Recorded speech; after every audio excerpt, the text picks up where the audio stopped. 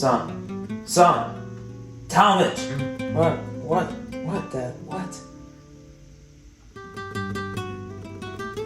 I need you to put this wire around your Dad, it's like 3 a.m. in the morning. I gotta go to school. It's important, okay? You're dying, I'm gonna die quicker, and I need to know if my harder than yours right now.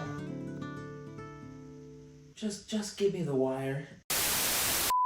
I wish people knew how good of a dad I am. I'm an extraordinary dad. I work really, really hard to be a good dad. I have my whole life.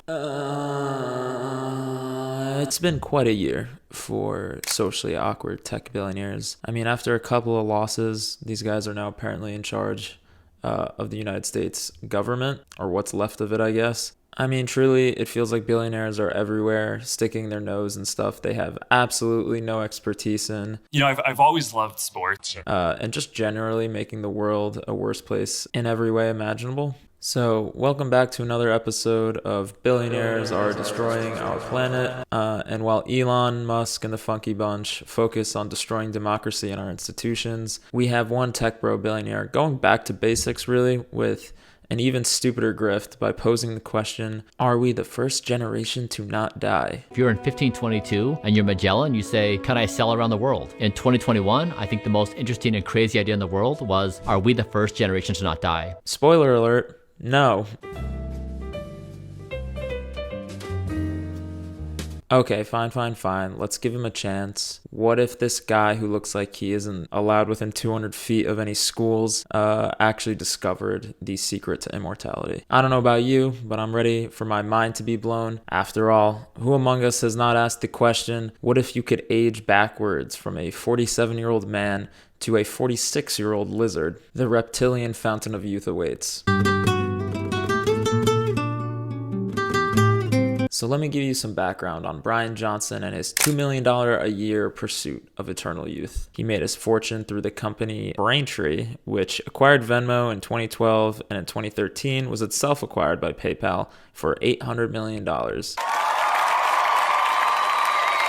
He's also a Mormon, which I'm not just bringing up for no reason, but because he brings up the fact constantly that he spent 2 years in Ecuador when he was 19 as foundational to his interest in extending human life. But he obscures the fact that he was there as a Mormon missionary, not, on a quest to save the world. I was 21 years old. I lived in extreme poverty for 2 years. I was so moved by the hardship of life by the majority of the people in the world that I came back to the United States and I said, I want to spend my life doing something meaningful for the world. Injections of Botox into my And other than the fact that he continuously repeats his story about living in Ecuador, I'm not really sure how that would have led him to want to light $2 million on fire to look like this. I took a liter of my son's plasma and gave a liter of my plasma to my dad. I did focused shockwave on my I did injections of Botox into my I extensively measured how fast I can pee to measure urinary strength. My anus is extensively measured.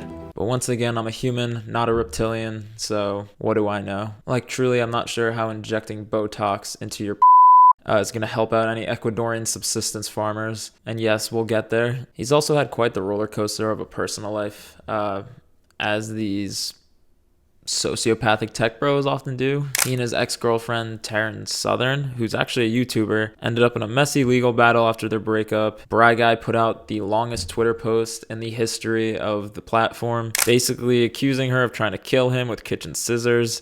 He said that this was a part of chemo rage because she was receiving treatment for stage 3 cancer at the time, which he also credits himself for helping her beat. Bruh. He also shot a video for his own YouTube channel just discussing the whole thing. So messy. He also put his ex-wife, and this is true, and I swear it, I just can't find the post because he deleted it, but he put his ex-wife on blast for feeding his kid Cheerios or something because Cheerios are a sugary death cereal. It absolutely pains me to tell you, I grew up consuming this. In the morning, it was a cereal like this. I don't know, it was so strange.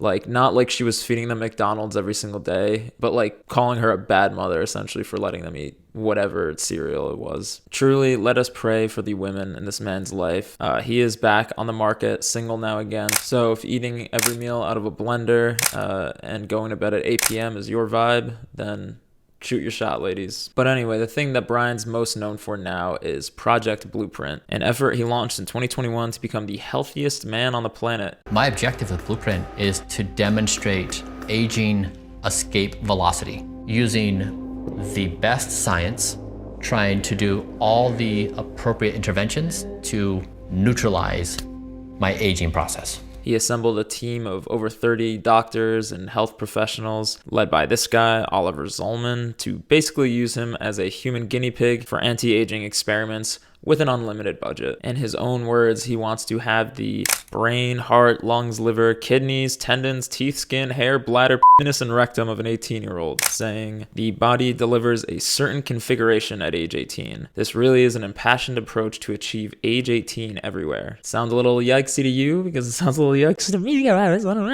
And from this goal, Bryan has blossomed with going on 4 years of some of the most insane content you've ever seen, including his experiments to take the blood and plasma of his then 17-year-old son, inject his penis with Botox, inject fat into his face, and just follow an incredibly restrictive, mostly pureed diet with some lovely looking green and brown slop bowls. Really think about it from a holistic perspective. So it's the common things like diet. He also does just like a ton of generic alpha male content, especially on Twitter. And over the last few years, he's turned Project Blueprint into a movement called the Don't Die Movement, complete with merch, an app, YouTube videos, and some really, really weird cult meetings with celebrities. He's been doing his rounds on the podcast circuit, promoting his Netflix documentary, which chronicles his inquiries into anti-aging. I'm flying to a resort in the Bahamas owned by Tiger Woods and Justin Timberlake, where I'll be injected in all 6 of my major joints with 300 million stem cells, taken from young Swedish bone marrow. For research purposes, I had to watch this 2-hour-long podcast interview on Impulsive because, as we know, Logan Paul is a powerhouse of intellectualism and scientific inquiry. So please like and subscribe in honor of those 2 hours that I will never get back. But anyway, I think the scene is pretty much set here. So let's take a closer look at some of these experiments our boy Bryan has been up to.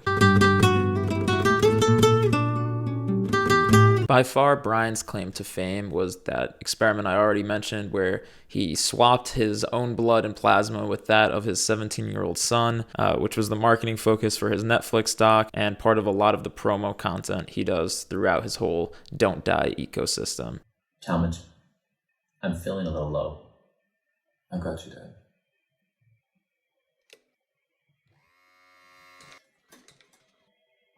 I'm also a huge fan of the super not homoerotic at all photos he took with his son, promoting this whole stunt experiment, whatever you want to call it. And it is incredibly hilarious to me how much mileage he's gotten out of this particular experiment, given that it's one of the ones that he himself admits did not work. It didn't do anything. Like after 6 months of trying to make this do something, it wasn't working and he just gave up on it. Which granted, I mean, all scientific inquiry starts with doing research, but I don't need a 6-month-long experiment to know that slamming my head into a wall is not going to make me smarter. Apparently Bryan will check that one out though, we'll see. The degree to which he drags his son into his zany, wacky schemes is also a source of controversy, given that it started when he was 17. Talmadge, as his son is named, is 19 now, and the blood thing stopped, but he still does the same insane daily routine as his dad, including eating the final meal of the day at noon, being in bed by 8:30 p.m., up at 5 a.m., and just the full Project Blueprint lifestyle, supplements and slop bowls included. I don't see any of it as weird.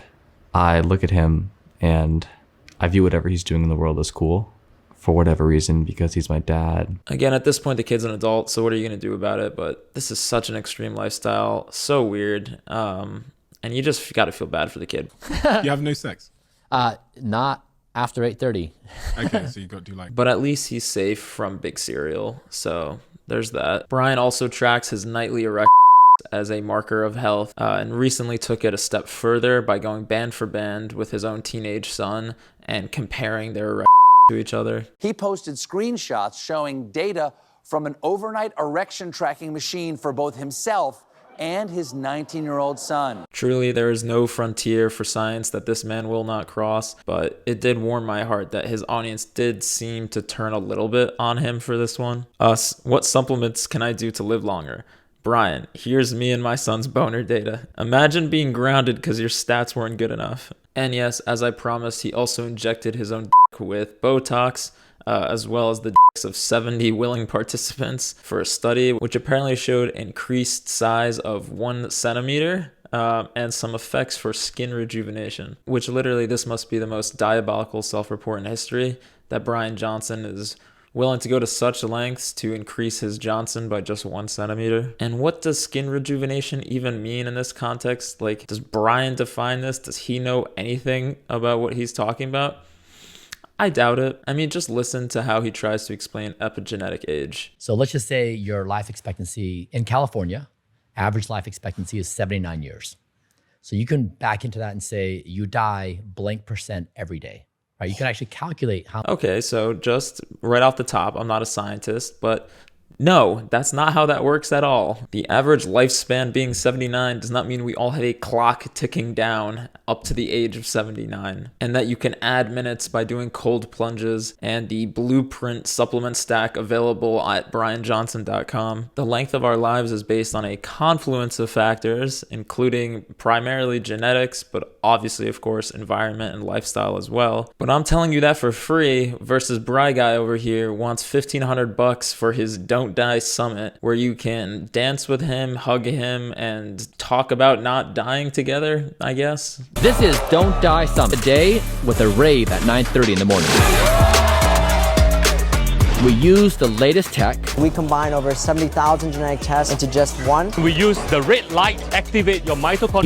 Use the grift that you need to download the Don't Die app and meticulously track every aspect of your life to be healthy is just that, a grift. Believe it or not, you don't need 34,000 pictures of your bowels and tea tree oil toothpaste to know that Doritos and Mountain Dew are not good for you. But clearly, between the way Bryan markets his admittedly failed experiments and the volume of content he puts out, it's pretty obvious that he's a health guy in the same way that Andrew Tate is a relationship expert. He's a content creator with no medical degree, no scientific backing, desperately trying to gain clout as a thought leader in anti-aging with some hella deep pockets. Perhaps my favorite part of the Bryan Johnson content industrial complex is his quote-unquote Don't Die dinners, where he brings celebrities, including Miranda Kerr for some reason, in for these bizarre cult meetings / yap sessions that truly need to be seen to be believed. This is not ought statements, like we ought to.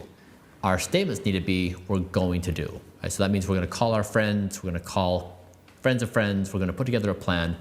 What do we do to make sure that, or I guess to increase our probability that we survive this moment and thrive? Like what do we do as a group? I just want to make sure, or Blink twice if you're being held against your will, Miranda. This is so weird, and I love how it's a Don't Die dinner, but they never actually eat anything. Probably because eating the hearts of orphans on camera wouldn't be a good look. But okay, maybe I'm being a little unfair here, assuming that this billionaire doesn't actually need internet clout or is just doing this to kickstart his weird Illuminati offshoot. Why would Bryan possibly be motivated to make this kind of stuff or to do these things to his body?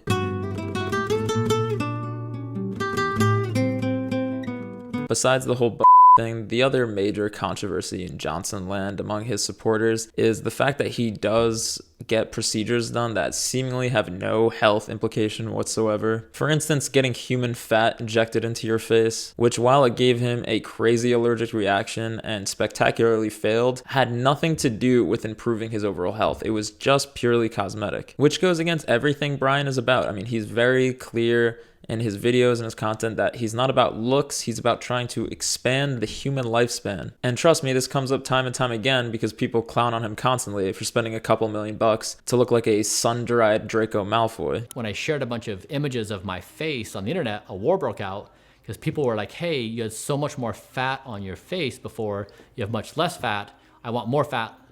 So like, there's really a big trade-off when you're working on health and wellness. But if he truly wasn't doing it for the looks, then why would he attempt this? Or as another example, why would he go get veneers if he only cared about health and not looks? Why? So when I smile, I would be unhappy with the whiteness of my teeth. And so it was always on my mind. Is it possible that Bryan Johnson is full of shit And so we return to a somewhat dark, somewhat satisfying realization. And that's that Johnson is just afraid of dying, like a lot of people are. He's afraid of getting old. Bryan Johnson is no different than every other celebrity getting crazy amounts of plastic surgery to try and turn back the clock just a little bit. He may differ in how extreme he's willing to take it, but it's pretty much the same exact thing. It's been often said that the one thing money can't buy is time, and our boy is really trying to prove that wrong. And he's gonna fail. He's gonna fail because his goal is completely unattainable. But for spectators like you or true haters like me, we get to watch this rich asshole waste what precious time he does have on this world, desperately clinging for more time in it. The irony of wasting your life with this joyless and deranged pursuit of immortality is truly one of the most hilarious things I've ever witnessed. Literally, he recently flew to India to do a podcast with some guy and left the podcast halfway through because the air quality was too bad in India. Okay if I put a mask on? Yeah? Yeah. Test this out. It burns my lungs. It burns my throat. My team's telling me you wanna yeah? Okay. Cool.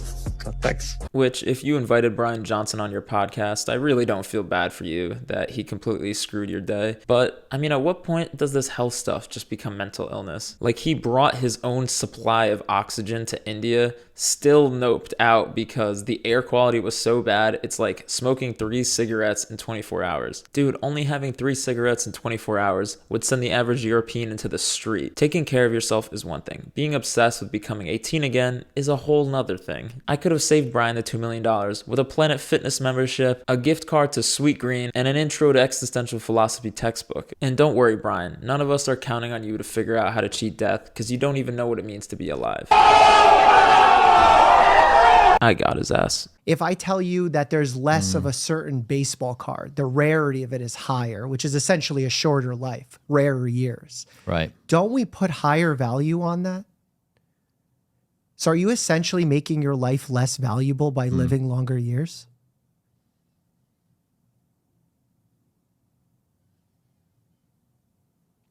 That's not my lived experience. Like, if there is one thing I can give Bryan credit for, it's that at least he does appear self-aware. He knows he's a meme, and I can respect that. And as a purveyor of fine memes myself, I just hope that Bryan sticks more to that lane, and let's tell him to just get the night off.